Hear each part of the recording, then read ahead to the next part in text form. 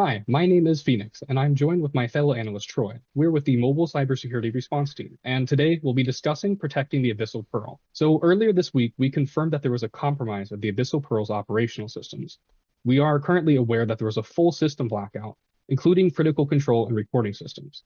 We also further understand that the root cause is thought to be a third-party vendor. We do fear that there may be imminent further escalation, which poses some extreme risks to both the rig and the company as a whole. Today, we will first more specifically analyze these risks, and then we'll propose policy and some immediate mitigation afterwards. So we've chosen to bucket these risks into three categories: production disruption, equipment damage, and personal harm. We absolutely believe that if there is no intervention, these risks will result in severe loss to revenue and potentially customer trust. Secondly, we consider that further attacks, including disruption of monitoring equipment, could damage other critical equipment on the rig. Naturally, much of this equipment is extremely expensive, and it's also logistically challenging to replace it or repair it due to the remote location of the rig. And on another note, we also consider the social impact.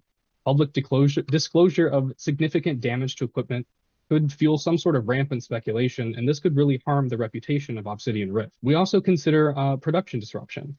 We've already seen a total blackout, and while it was short in duration, an escalation could lead to potentially indefinite outages.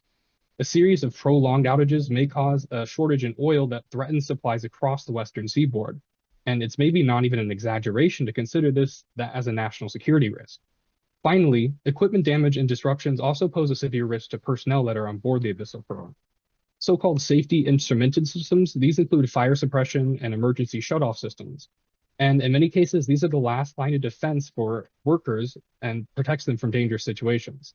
Their degradation would imperil their safety, and it may also require reporting to regulators.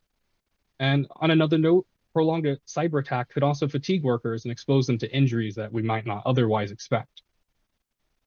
And in the worst cases, injured workers and their families may be entitled to compensation under the Longshore and Harbor Workers Compensation Act.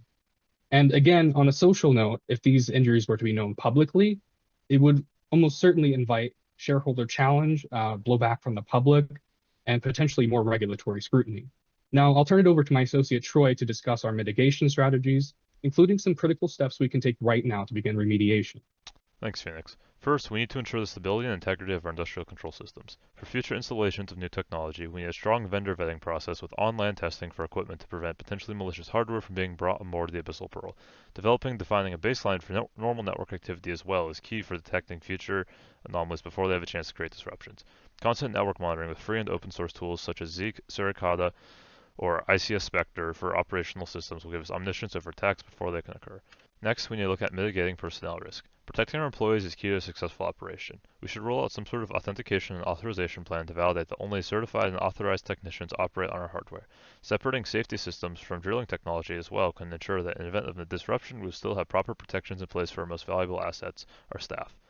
Lastly, diligence is key. Reviewing emergency procedures regularly with our staff is important to ensure that any sort of future incident is detected and mitigated as efficiently as possible while minimizing risks for personnel harm. As an energy supplier, we are additionally obligated to report any and all incidents to the regulatory authorities. Taking action to report this incident as it progresses both ensures that we are within compliance with the BSEE and EPA, but also creates an opportunity for collaborative response with any sort of governmental agency if needed, such as the FBI. Separating infected systems from the rest of the network should prevent the spread of any malicious software. In the long term, having disjunct networks for operational technology, safety systems, informational technology, and personal devices should avoid cross-contamination and minimize any sort of risk. Auditing our security policies and training employees to report any suspicious behaviors is an easy and free opportunity to improve our security posture.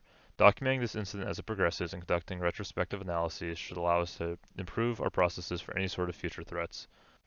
Next, we recommend setting up a security information and event management tool on our network. Deploying this sort of software will allow for consolidated management of network IT and OT systems. Having a core place to begin investigations will drastically improve response times, as well as the detection and analysis of threats as they occur. Free and open source solutions include the Elastic Stack or the new LogCrunch.